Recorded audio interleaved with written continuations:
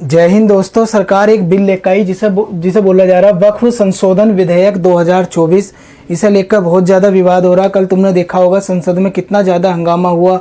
क्या विवाद है, सरकार जो संशोधन कर रही क्या वो सही है या गलत है, सारी चीज़ें हम डिटेल में कवर करेंगे। अगर तुम चैनल पर नए हो तो चैनल को सब्सक्राइब कर लो। तो दोस्तों वक्फ पहले समझते, वक्फ संशोधन विधेयक 2024 शब्दों पे ध्यान दोगे तो एकदम समझ जाओगे किसकी बात हो रही। संशोधन की बात हो रही। संशोधन किसके अंदर होता? जब कोई चीज होगी उसके अंदर ही तुम संशोधन करोगे ना। बदलाव किसके अंदर करोगे? जो कुछ होगा उसके अंदर ही बदलाव करोगे ना। तो ऐसा ही एक है वक्फ कानून 1995 का, यानी कि वक्फ अधिनियम 1995। इसके अंदर सरकार बदलाव कर रही। क्या कर रही? इसके अंदर संशोधन कर रही।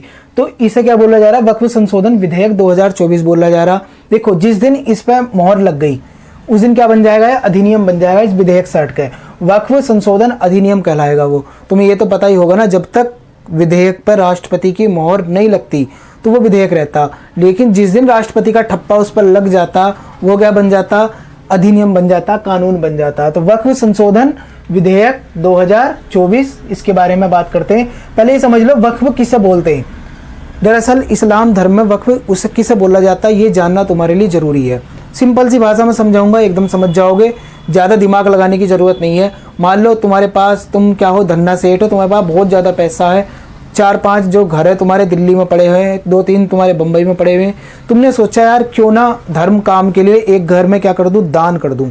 क्या कर दूं? दान कर दूं। ध्यान रखना तुम एक मुस्लिम हो और तुम क्या कर रहे हो? अपना एक घर तुमने दान कर दिया। जो दान करा वो क्या कहलाएगा? वक्फ कहलाएगा। क्या कहलाएगा? वक्फ कहलाएगा। तो आई होप तुम्हें इस शब्द का मतलब समझ में आ गया होगा। इसकी शुरुआत कब से हुई थी?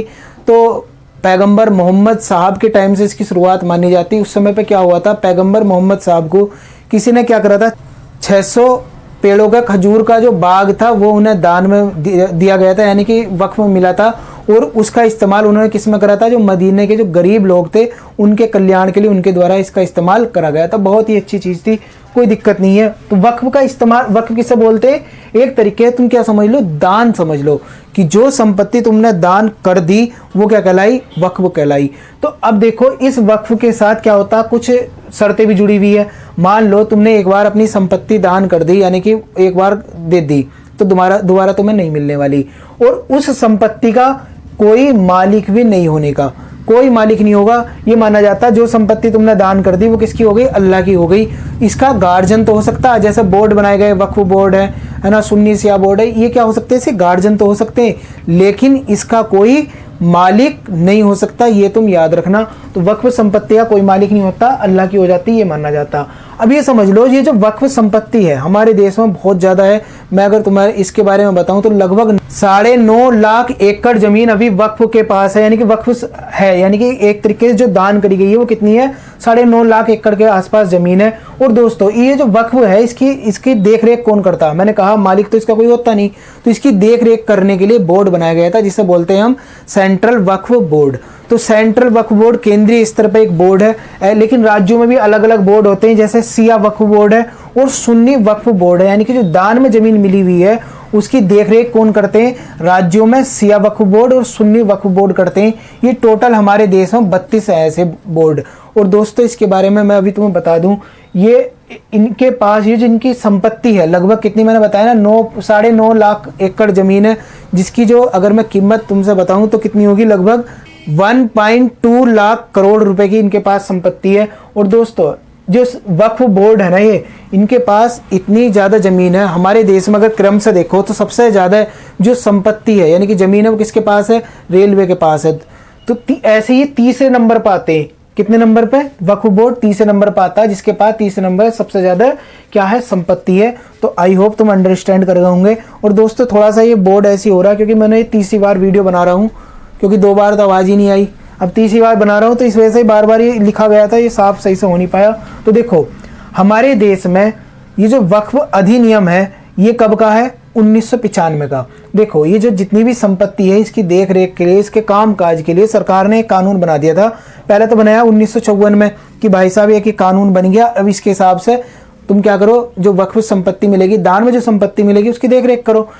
ऐसा ही एक और बना दिया गया था 1995 में बनाया गया था वक्फ जिसे कानून बोलते हैं 1995 का, जिसके अंदर संशोधन हो रहा। तो दोस्तों ये जो वक्फ संपत्ति होती है इनका जो इस्तेमाल जो वक्फ बोर्ड है वो किसके लिए करता, जैसा मदरसे हो गए, कब्रिस्तान हो गए, इनकी जो ज़मीन की रखरखाव हो गई या गरीबों के कल्याण के लिए करता। तो ये याद रखना दिमाग में अभी से ही।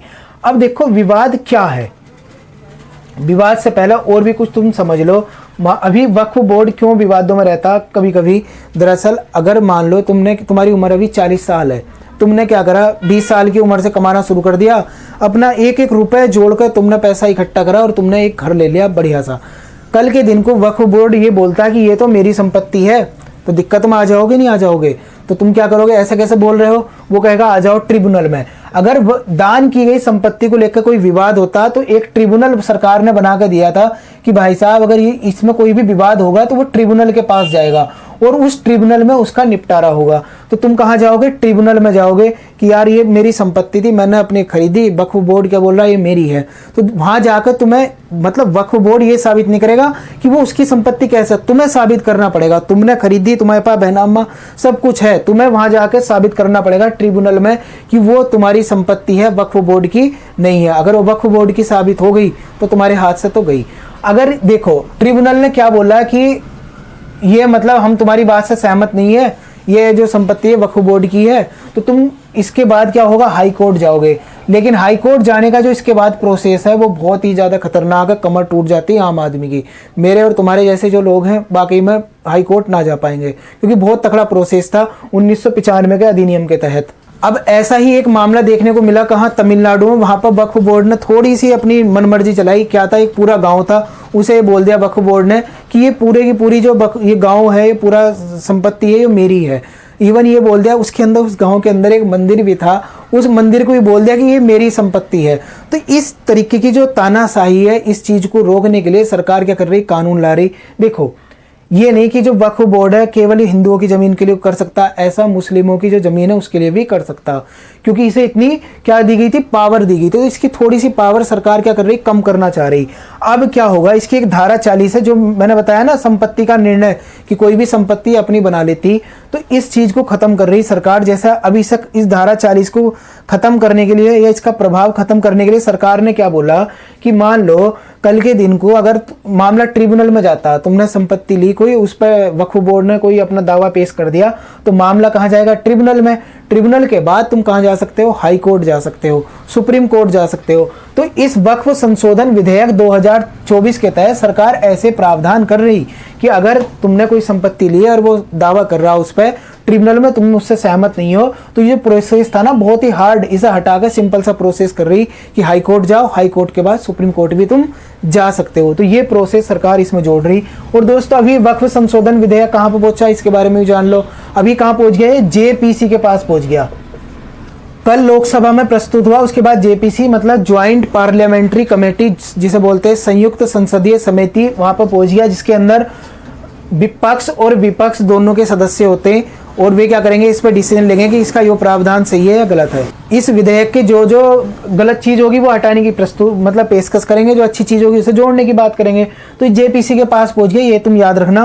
और दोस्तों अभी देखो ये जो वक्फ संशोधन विधेयक है 2024, इसके अंदर और भी संशोधन करा जा रहा है। जैसे क्या, महिलाओं का प्रतिनिधित्व। मैंने कहा ना जितनी भी संपत्ति मिलती, जो वक्फ होती, वक्फ संपत्ति मिलती, तो इसे चलाने के लिए एक बोर्ड होता।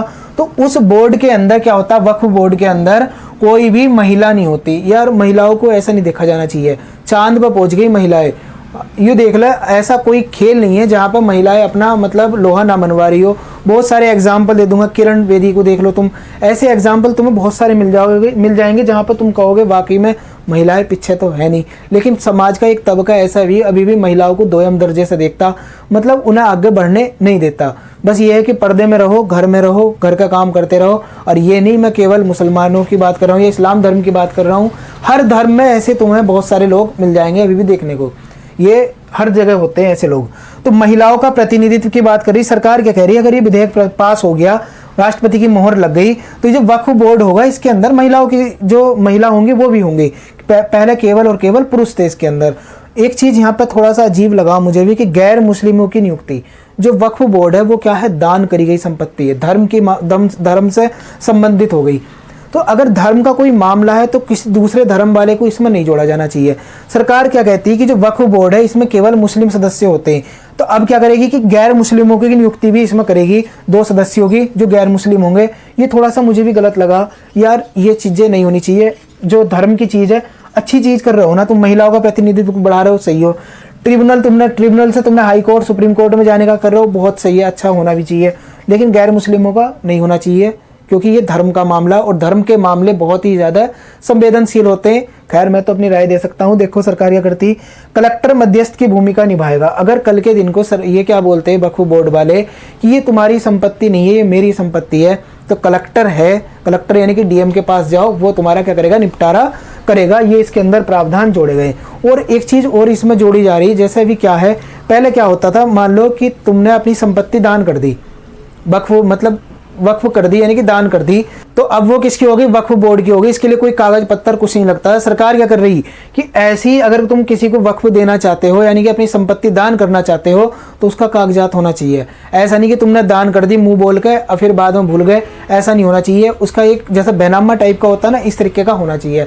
और दोस्तों एक चीज़ और सरकार कर रही, देखो हमारे देश की जनसंख्या अब लगातार इंक्रीज होती जा रही, बढ़ती जा रही। इस मामले में हमने चीन को पीछे छोड़ दिया और पूरी दुनिया की सबसे ज़्यादा आबादी वाले देश हम बने बैठे हैं।